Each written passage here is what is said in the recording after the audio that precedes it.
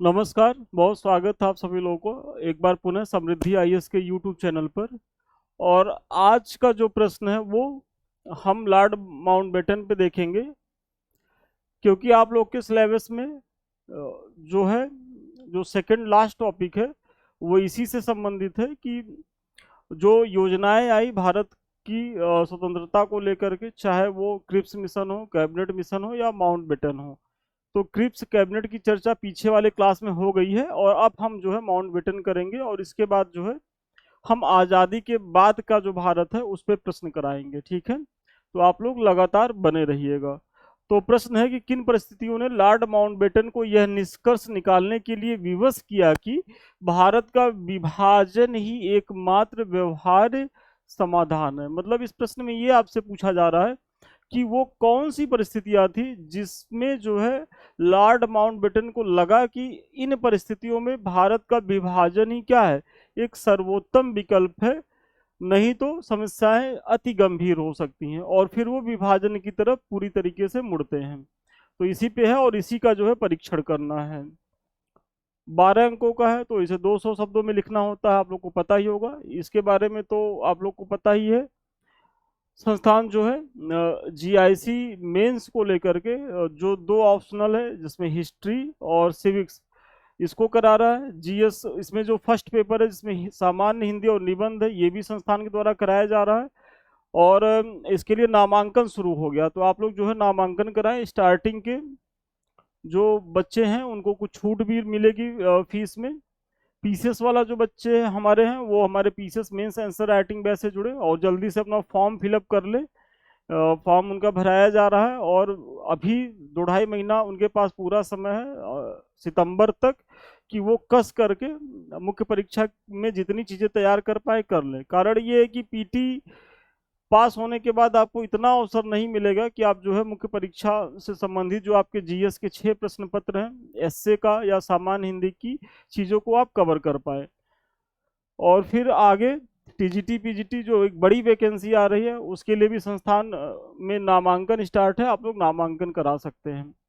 प्रश्न हमारा है कि किन परिस्थितियों ने लॉर्ड माउंटबेटन को यह निष्कर्ष निकालने के लिए विवश किया कि भारत का विभाजन ही एकमात्र व्यवहार्य समाधान है, स्पष्ट करना है।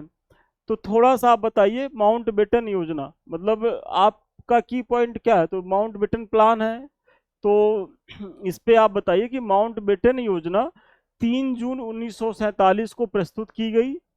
वह ऐतिहासिक घटना थी जिसके आधार पर क्या हुआ, तो भारत का विभाजन हुआ और इसे 3 जून प्लान के नाम से भी जाना जाता है। तो माउंटबेटन योजना जो 3 जून 1947 को लागू की गई थी, तो इसी के आधार पर भारत का विभाजन हुआ। मतलब स्वतंत्रता भी मिली, विभाजन भी हुआ।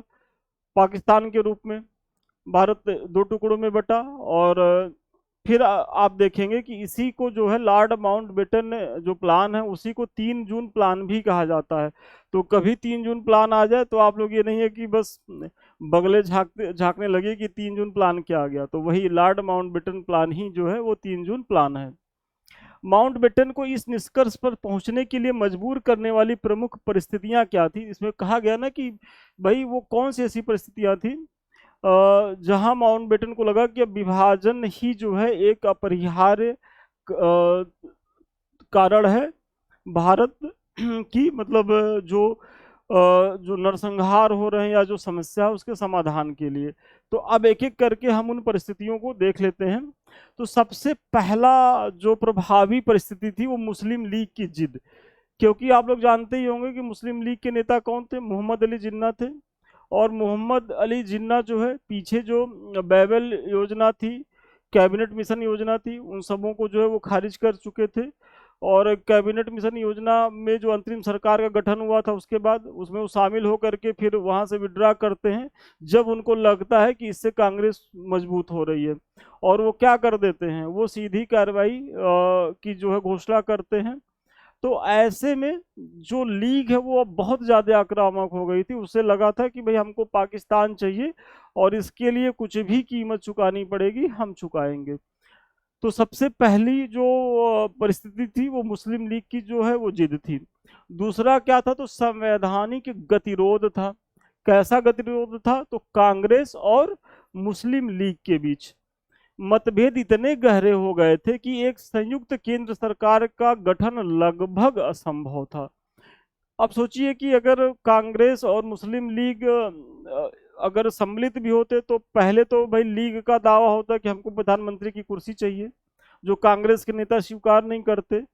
फिर लीग कहता अच्छा प्रधानमंत्री की कुर्सी मत दीजिए, हमको गृह मंत्री वाला दे दीजिए, तो उसको भी जो है कांग्रेस कभी स्वीकार नहीं करती, क्योंकि जो अंतरिम सरकार बनी हुई थी तो उसमें मुस्लिम लीग की डिमांड गृह मंत्रालय को लेकर के थी, जिसे पटेल जी ने खारिज कर दिया कि भाई इतना महत्वपूर्ण पोर्टफोलियो मुस्लिम लीग को नहीं दिया जा सकता।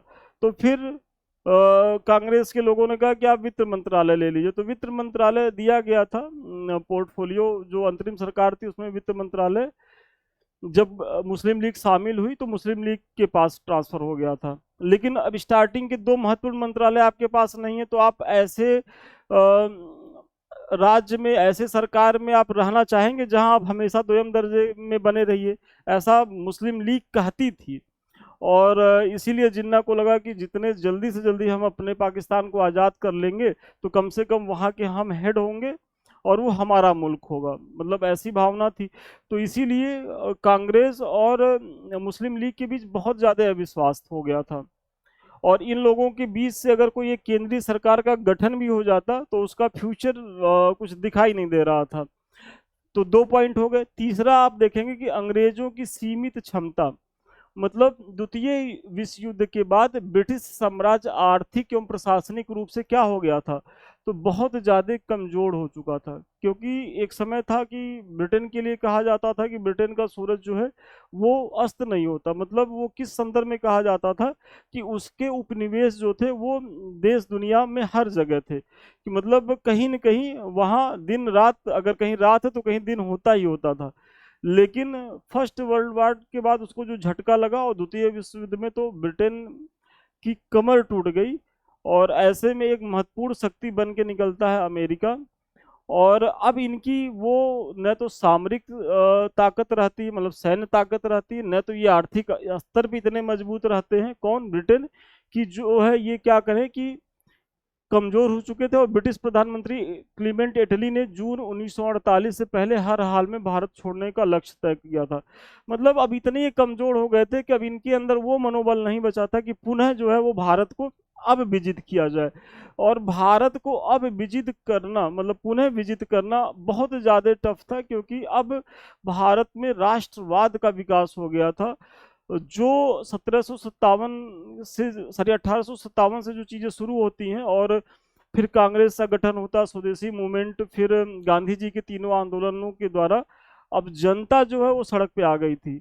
तो ऐसे में ये अपनी पूरी ताकत से भी लड़ते, कमजोर भी थे, अगर लड़ते भी तो पुनः इन्हें जो है भारत मिलने वाला नहीं था। तो इनको ये स्पष्ट ज्ञात हो गया था कि अब जितने जल्दी हो सके भारत से अपने आप को विड्रॉ ही किया जाए, और इसी के लिए ये प्रयास कर रहे थे। फिर बाल्कनीकरण का एक सिद्धांत देते हैं, कौन देते हैं? माउंटबेटन देते हैं। और ये जब स्टार्टिंग में आते हैं तो सबसे पहला सिद्धांत माउंटबेटन द्वारा बाल्कनीकरण का ही दिया जाता है। क्या है बाल्कनीकरण? तो विभाजन के पहले माउंटबेटन ने डिकी बर्ड प्लान, मतलब बाल्कन प्लान इसे भी कहा जाता है, और डिकी बर्ड प्लान भी यही है, का प्रस्ताव रखा था, जिसके तहत प्रांतों को स्वतंत्र होने की छूट मिली थी। मतलब आप जान ही रहे होंगे कि जो देसी रियासतें थी उनको इस प्लान के तहत कहा गया कि या तो आप भारत में शामिल हो जाइए, या तो आप पाकिस्तान में शामिल हो जाइए, या तो आप अपना स्वतंत्र अस्तित्व रख सकते हैं। और इस प्लान में कितना विध्वंसक दिमाग था माउंटबेटन का, कि मतलब सोचिए कि इतनी रियासतें थी, अगर वो सब राजा जो है कहते कि नहीं हम स्वतंत्र रहेंगे, और जैसा कि डिकी बर्ड प्लान में था भी, बाल्कन प्लान में, कि भाई भारत जो है वो छोटे छोटे टुकड़ों में, आप सोचिए कि उत्तर प्रदेश में ही कई देसी रियासतें थी, वहीं तमाम अपना स्वतंत्रता घोषित, मतलब सोचिए उत्तर प्रदेश में ही कई राज्य और उसके अपने फ्लैग, अपना संविधान। तो इस तरीके से तो भारत के एकीकरण का सपना पूरा नहीं होता, और इसीलिए इसका जो है जवाहरलाल नेहरू ने बहुत ज़्यादा विरोध किया था। और फिर इसके बाद माउंटबेटन को लगा कि इसका ये सफल नहीं हो सकता, और इसको सफल होना भी नहीं था, क्योंकि भाई कहाँ हम अखंड भारत की बात करते हैं, और कैबिनेट मिशन में अखंड भारत का सपना जो है एक झांकी एक झलक भारतीयों ने देख भी लिया था। तो अब वो फिर पीछे क्यों जाएंगे भाई? कैबिनेट मिशन ने तो कह ही दिया था कि हम विभाजन नहीं मानते, हम अखंड भारत की बात करते हैं। तो इसीलिए ये डिकी बर्थ प्लान या जो बाल्कन प्लान था वो असफल होता है। यही से बताया जा रहा है कि स्वतंत्र होने की छूट मिलती थी, जवाहरलाल नेहरू ने इसका पुरजोर विरोध किया, क्योंकि इससे भारत कई टुकड़ों में बंट सकता था। फिर अगला जो कारण था कि भाई माउंटबेटन को क्यों लगा कि विभाजन ही एक अनिवार्य विकल्प है, तो भयंकर सांप्रदायिक दंगे हो रहे थे। मतलब जब मुस्लिम लीग को ये लगा कि सीधी उंगली से घी नहीं निकल रहा है, बातचीत से कुछ नहीं, तो वो क्या किया कि जहां मुस्लिम बाहुल क्षेत्र थे वहां व्यापक स्तर पर दंगे मारकाट शुरू हो गए। चाहे वो पूर्वी जो बंगाल वर्तमान बांग्लादेश वाला क्षेत्र हो, या जो सीमांत वाला जो क्षेत्र है जो अभी पंजाब कश्मीर वाला क्षेत्र है, तो यहाँ खूब दंगे हुए। पंजाब, बंगाल एवं देश के अन्य हिस्सों में भड़की भीषण हिंसा और नरसंहार ने कानून व्यवस्था की स्थिति को क्या किया, तो पूरी तरीके से ध्वस्त कर दिया। अतः नेताओं विशेषकर सरदार पटेल को लगा कि विभाजन ही एक विशाल गृह युद्ध को टालने का एकमात्र तरीका है, क्योंकि अगर विभाजन नहीं होता तो जिस तरीके के हालात बन गए थे, तो भारत आज़ाद तो होता लेकिन गृह युद्ध की चपेट में आ जाता, और ऐसे में जो उसे करीब करीब 200 वर्षों की औपनिवेशिक गुलामी के बाद जो आज़ादी मिली भी थी, वो भी जो है गृह युद्ध के भेंट चढ़ जाती। तो इसीलिए पटेल जैसे जो अंतिम समय तक विभाजन का विरोध कर रहे थे, उन्हें भी यहाँ तक लग गया था आते आते कि भाई अब विभाजन ही हो जाए, वो ज़्यादा सही है रोज रोज के लड़ने से। फिर ब्रिटिश सरकार पर दबाव, कैसा दबाव था, तो द्वितीय विश्व युद्ध के बाद ब्रिटेन की आर्थिक स्थिति बहुत खराब हो चुकी थी। उनके लिए अब भारत पर नियंत्रण बनाए रखना या बड़ी सेना भेजना संभव नहीं था। ब्रिटिश पीएम क्लेमेंट जो इटली थे, उन्होंने माउंटबेटन को जल्द से जल्द सत्ता सौंपने और भारत छोड़ने का निर्देश दिया था। उनको था कि भाई अब ये जो मसला है, इसको जा करके जो रायता हम लोगों ने फैलाया है, अब उसको समेटिए, और जहां तक हो सके, जिस जैसे भी हो सके, ब्रिटेन के जितने हित सध सके उतना साधने का प्रयास करिए, और शांतिपूर्ण तरीके से सत्ता को ट्रांसफर करके जल्दी से जल्दी आप ब्रिटेन लौटिए।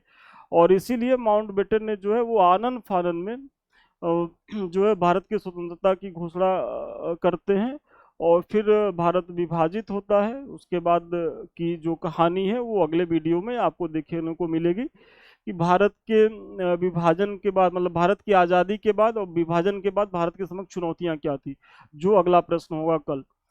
तो इन सभी तात्कालिक दबाव और विवशताओं के कारण 3 जून 1947 को माउंटबेटन योजना की घोषणा की गई, और भारतीय स्वतंत्रता अधिनियम 1947 के माध्यम से अंततः भारत को क्या कर दिया गया, तो विभाजित कर दिया गया। तो आज के प्रश्न का उत्तर यहीं तक था, और शानदार प्रश्न था, और मुझे बड़ा भरोसा है कि अब ये प्रश्न आएगा तो आप लोग बढ़िया से कर ले जाएंगे, क्योंकि यहाँ देखिए 3 पर्सनालिटी महत्वपूर्ण है। एक तो क्रिप्स हो गए, दूसरे हो गए कैबिनेट मिशन, और तीसरा हो गया ये माउंटबेटन। तो यही तीनों से आने की संभावना है, तो तीनों मैंने करा दिया है। इन सबों के बारे में पीछे चर्चा करी ही जा चुकी है। अभी तक आप लोगों ने ज्वाइन नहीं किया तो ज्वाइन करें।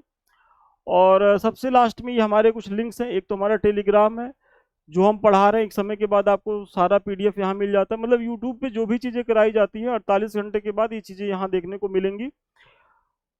और ये जो दूसरा चैनल है हमारा समृद्धि आईएएस का यूट्यूब, जिससे अभी हम आप रूबरू हैं, और तीसरा है संदीप मिश्रा ऑफिशियल। तो ये सारे चैनल आपकी तैयारी के लिए बेहद फ्रूटफुल है। अभी तक आप लोगों ने ज्वाइन नहीं किया तो इसे ज्वाइन करें। और सबसे अंत में, यदि आप हमसे बात करना चाहते हैं, हमारे किसी बैच से जुड़ना चाहते हैं, तो 7303307507 पे संपर्क कर सकते हैं। तो ठीक है, आज के लिए इतना ही। कल पुनः मिलते हैं नए वीडियो में नए क्लास के साथ। तब तक के लिए धन्यवाद, बहुत शुभ।